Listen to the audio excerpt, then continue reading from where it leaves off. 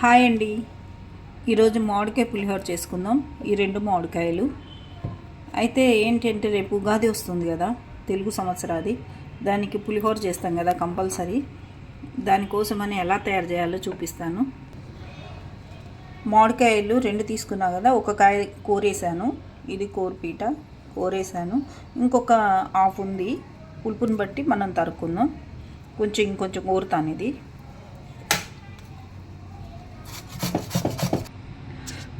మామిడికాయ కోరాను.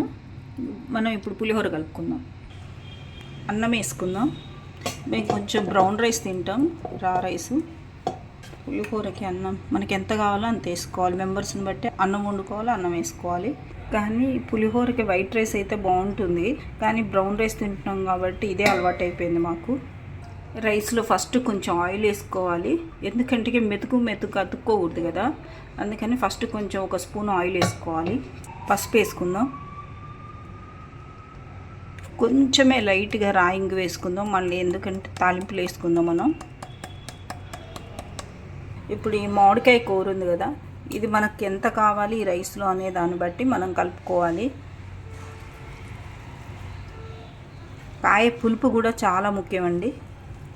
కాయ పులుపు చూసి వేసుకోవాలి. ఫస్ట్ దీన్ని కలుపుదాం.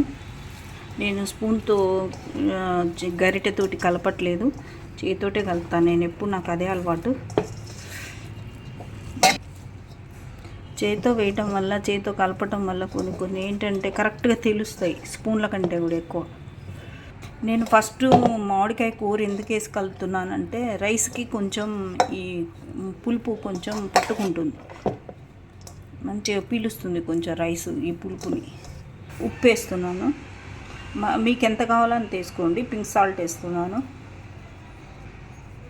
2 స్పూన్స్ వేసాను. ఇది ఉప్పు కూడా కలిపేసుకుందాం. ఇప్పుడు దీంట్లో తాలింపు వేసుకోవటమే.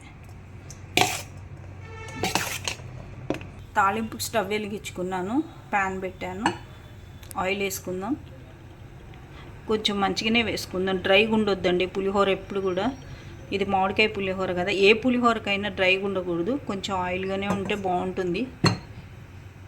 తాలింపు వేసుకుందాం. ఫస్ట్ శనగపప్పు వేస్తున్నాను, తర్వాత మినపప్పు వేసుకుందాం. తాలింపులోనే పులిహోర టేస్ట్ అంతా, పులిహోర పోపు తాలింపులోనే వస్తుంది. ఆవాలు, జీలకర్ర, పల్లీలు వేసుకుందాం. ఇవన్నీ కలిపేసుకుందాం. పులిహోరకి పోపే అందాం. పోపుతోటే దాని సువాసన అన్నీ బయటకు వస్తాయి. ఎండుమిర్చి వేసుకుందాం. పచ్చిమిర్చి మనం తినే కారాన్ని బట్టి వేసుకుందాం. కొంతమంది పులిహోరలో పచ్చిమిర్చి కొరుకుంటారండి, అందుకని కొంతమంది ఎక్కువ వేసుకుంటారు, కొంతమంది తక్కువ వేసుకుంటారు. మనకి ఇష్టాన్ని బట్టి వేసుకుంటారు. ఇవన్నీ కొంచెం మన ఇష్టాలు బట్టి అండి. ప్రాసెస్ మాత్రం అందరూ ఒకటే, దాదాపు ఒకటే. ఇలా కలుపుకోవాలి. మంచి మిర్చి మంచిగా వేయాలి. కొంచెం మెంతిపిండి, ఇది వేయించి కొట్టిన మెంతిపిండి. ఇది ఫస్ట్ కొంచెం ఇలా చల్లుకుందాం, లైట్గా చల్లుకోవాలి. 1/2 స్పూను 1/4 స్పూనే. ఇప్పుడు ఈ మెంతిపిండినే మనం కొంచెం దీంట్లో వేసుకోవాలి, తాలింపులో వేసుకుందాం. దీంట్లో మళ్ళీ కొంచెం ఇంగు వేసుకోవాలి. దాంట్లో వేసాం కదా రా రైస్లో, ఇప్పుడు దీంట్లో కొంచెం ఇంగు గుమాయించాలండి, చాలా బాగుండాలి. అట్టని ఓవర్ ఇంగు కూడా కాకూడదు, టేస్ట్ తగ్గట్టు వేసుకోవాలి. కొంచెం కరివేపాకు వేసుకుందాం.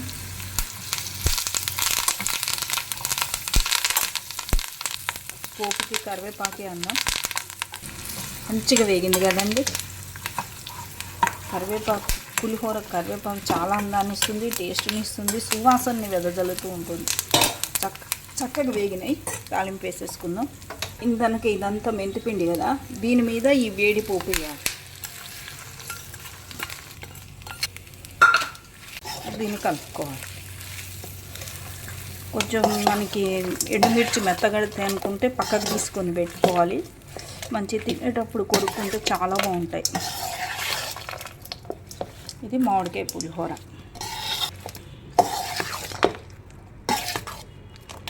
చక్కగా కుదిరింది కదండి, కలర్ఫుల్గా ఉంది చూడండి.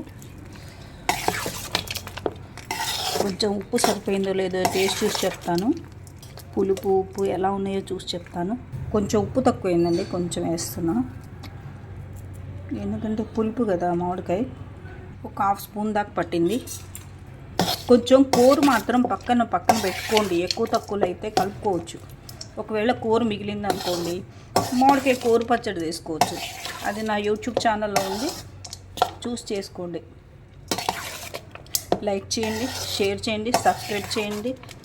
కావాలంటే దీంట్లో జీడిపప్పులు కూడా వేసుకోవచ్చు. ఎంత వేసుకుంటే అంత బాగుంటుంది. నేను వేయలేదు, మా ఇంట్లో ఇష్టపడరు, న్యాచురల్గా ఇష్టపడతారు. అసలు టేస్ట్ ఎలా ఉందో చూసి చెప్తాను మీకు. ఎంత బాగుందో అండి, అసలు చాలా బాగుంది. పులుపు ఉప్పు పల్లీలు పచ్చిమిరపకాయ కొరుక్కుంటే ఎండుమిరపకాయ కొరుక్కుంటే ఉంది. అబ్బా చాలా బాగుందండి. ఉగాది చేసుకొని తినండి మామిడికాయ పులిహోర, అసలు అంత బాగుంది. చూడండి చక్కగా కూర కనిపిస్తూ. లైక్ చేయండి, షేర్ చేయండి, సబ్స్క్రైబ్ చేయండి. కలర్ఫుల్ పులిహోర చక్కగా తీసుకొని తినండి. మంచి కొత్త నూతన సంవత్సరాన్ని ఎంజాయ్ చేయండి.